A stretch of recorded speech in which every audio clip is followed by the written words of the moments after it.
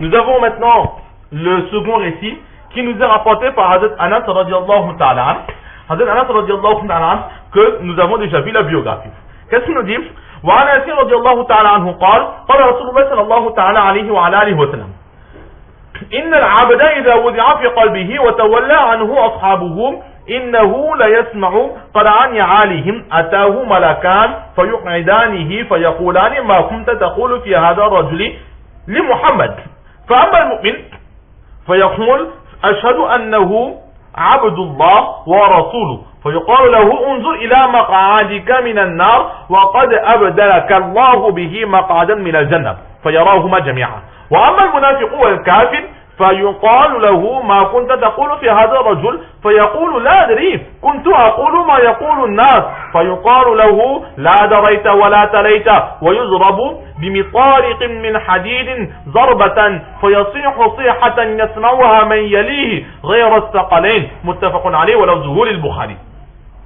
Hazrat Anas radiyallahu ta'ala qui dit que le prophète sallallahu alayhi wa sallam a dit que lorsque le serviteur, un être humain, il est enterré, lorsqu'il est déposé dans sa tombe et que ses proches, ses amis, là ici c'est ses amis parce qu'en général ce sont les amis qui vont à l'enterrement, mais cela englobe toutes les personnes, les connaissances comme les inconnus, toutes les personnes qui seront présentes à cet enterrement, lorsqu'ils vont commencer à partir, alors que ce défunt sera en train d'entendre le bruit de leur pas. Effectivement, il est dit que lorsque la personne est décédée, elle est morte, il est dit que cette personne connaît qui est en train de lui donner son bain mortuaire, qui est en train de le porter, qui est en train de faire sa prière mortuaire, qui est en train de le mettre de la tombe, qui est en train de l'enterrer. Il voit, il entend tout cela, mais il ne peut rien faire. Allah lui a ôté toutes ses capacités. Et donc, lorsqu'ils vont partir, là, il entend le bruit des pas, le bruit des pas de chaussures des personnes qui sont venues à son enterrement. Par rapport à cela, la Matibil explique, il dit que dans cette narration, nous trouvons l'autorisation d'aller dans les cimetières avec nos chaussures. Parce qu'effectivement, dans certains pays, comme par exemple l'Inde, nous avons, là où il y a des puits qui sont enterrés, les Indiens, ils ont l'habitude de se déchausser avant d'entrer dans les cimetières par respect. Et on peut penser que c'est obligatoire. Allah m'a dit que non. On peut enterrer, on peut aller au cimetière avec nos chaussures. Alors, lorsqu'il entend ces personnes passer, il entend le bruit de leurs pas, tout de suite, Atahu Malakan, 2 anges viennent voir cette personne. Et le font asseoir. Et ensuite ils disent, oh toi, que dis-tu au sujet de cet homme? Dit Muhammad sallallahu alayhi wa sallam. Certaines personnes disent que Muhammad, là c'est le narrateur qui a rajouté pour que l'on comprenne bien ce hadith. D'accord? Que dis-tu au sujet de cette personne? On peut se poser la question de quoi est-ce qu'il parle. Alors le narrateur il a rajouté, là, al-Rajul, on parle de sa prophète sallallahu alayhi wa sallam. Alors, Fa'amal Mu'min, le croyant, il va dire, j'atteste qu'il est le serviteur d'Allah, il est le prophète d'Allah. Alors on lui dira, regarde vers le lieu qui aurait pu être réservé de l'enfer. Mais Allah, par sa clémence, il t'a donné mieux que ça, il t'a accordé cette place au paradis.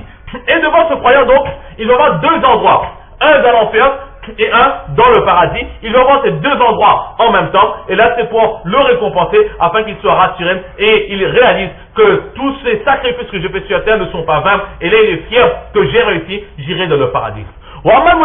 Maintenant, l'hypocrite ou bien l'infidèle, on lui dira, qu'est-ce que tu dis au sujet de cet homme, toujours le saint prophète sallallahu alayhi wa sallam? Il va dire, je ne sais pas. Moi, je ne sais pas, je ne faisais que répéter ce que les autres disaient. Je répétais ce que les autres disaient, mais réellement, je ne sais pas. Et là, on lui dira, tu n'as pas cherché et tu n'as pas lu. Et là, on le frappera avec plusieurs marteaux de fer en une seule fois. Et il va crier tellement fort que tout ce qui est autour de lui, mis à part les hommes et les génies, entendront les cris de cette personne. Allah nous en préserve. Muttafaqun alayh, hadith que l'on trouve dans le Bukhari et dans le Muslim, mais les mots sont les mots qui sont écrits dans les livres du Bukhari Sharif. Voilà ce que nous avons pour ce second hadith.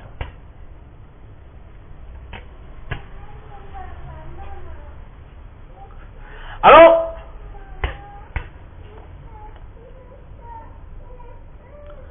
il est dit que, selon certaines narrations, lorsque le mort, il est enterré, alors il est allongé.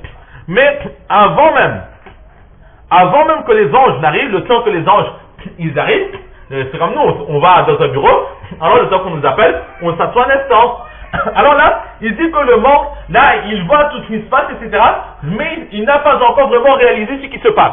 Et ensuite, il y a une autre âme, un autre mort qui le prend et qui le fait asseoir afin qu'il essaie de reprendre un peu ses esprits. Et pendant ce temps, cette personne ne comprend strictement rien, il est encore faible. Et le temps qu'il prend ses esprits, là, les anges, ils arrivent et ils vont lui poser ces questions. Alors c'est par rapport à cela que certaines personnes disent que lorsque l'on prend cette personne, ce défunt, donc elle est morte, mais une fois posée dans la tombe, certaines personnes sont d'avis que Allah va donner de nouveau la vie à cette personne, mais elle ne pourra pas ressentir. Ce n'est plus la vie comme la vie que nous avons sur terre. Ce n'est pas une vie que si on le détient, on va le voir les yeux ouverts, etc. Mais c'est une autre vie, elle est dans un autre monde. C'est par rapport à cela que certains soufis disent que Allah va lui redonner une âme, mais ce n'est pas l'âme que nous avions sur cette terre. C'est quelque chose de différent qu'elle va recevoir, mais elle va recevoir quand même une âme. Ici, l'âme, ça veut dire quoi? Ça ne veut pas dire vivre comme nous, mais que son corps soit capable de ressentir des choses. Comme dans de mémoire, qui écrivait, il disait que dans chaque partie de notre corps, il y a une âme. Par exemple, si on prend un poil et on arrache, alors la douleur que l'on va recevoir, alors en arrachant ce poil ou ce cheveu, ou en arrachant un ongle, en se coupant, en se blessant, la douleur que l'on va recevoir, c'est la douleur. Un exemple de douleur que l'on peut recevoir, ressentir lorsque l'âme quitte notre corps. On va dire l'âme du poil est sortie et ça a amené cette douleur. Et lorsque l'âme du corps va sortir, quelle sera la douleur? De cette façon, Allah, il peut donner différentes formes d'âme à chaque chose et c'est ce que ce mort, il va recevoir.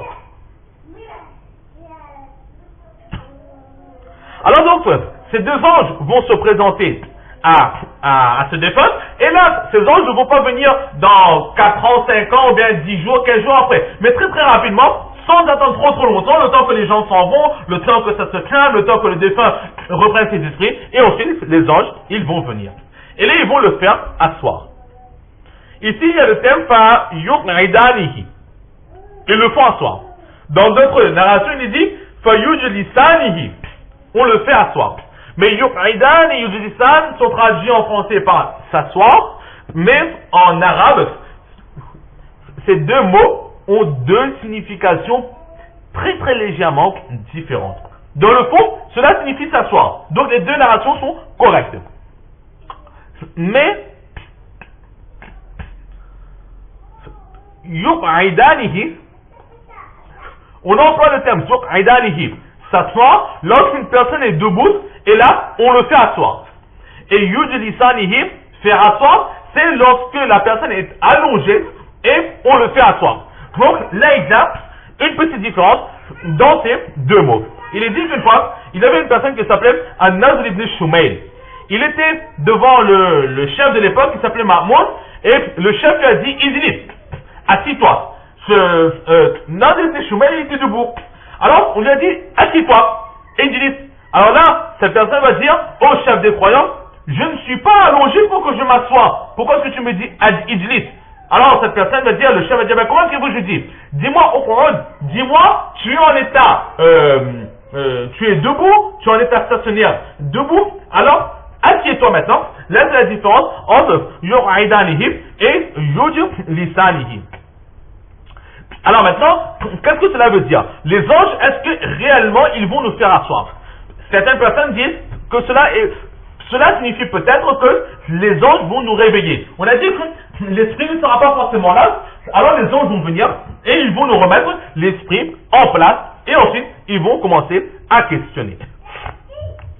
Ou encore, si on emploie le terme yuq'idanihi comme il y a dans ce hadith, ce qui veut dire que la personne est debout et on le fait asseoir. Cela peut signifier que lorsque la personne va prendre ses esprits, va voir les anges devant elle et va voir cette situation, elle voudra se lever pour courir, pour fuir, par peur. Et là, les anges vont le reprendre et le faire asseoir.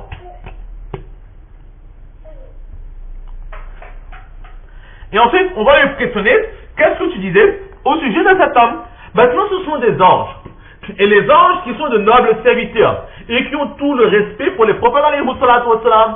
Donc, Pourquoi est-ce qu'ils vont questionner? Que dis-tu à propos de cet homme? Là, dans le terme cet homme, si vous voulez, on peut ressentir comme un manque de respect vis-à-vis du prophète sallallahu alayhi wa sallam.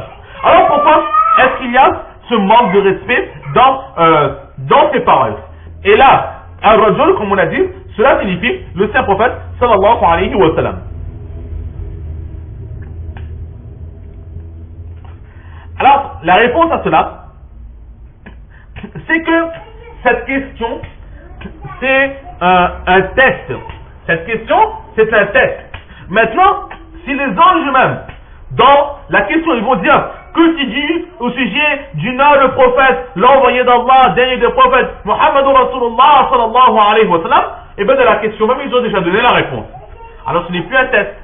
C'est pour cela que les anges, volontairement, ils ne vont pas citer, mentionner, ni montrer aucun signe de respect au prophète sallallahu alayhi wa sallam, afin que le test soit complet et que la personne vraiment ne réalise pas vraiment, il ne trouve pas la réponse dans la question qui lui a été posée. Et ensuite, par rapport à notre degré de piété, Allah, lui, il va faire bouger notre langue afin de donner la meilleure des réponses. Maintenant, on parle, qui est cet homme? Ben, effectivement, c'est un test.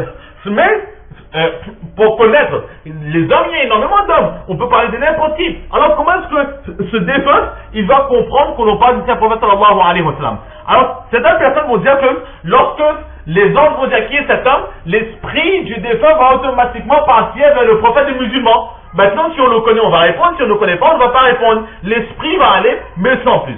D'autres personnes vont dire que lorsque la question se fait poser, alors les anges, ils ont en leur possession une image, ou encore si vous voulez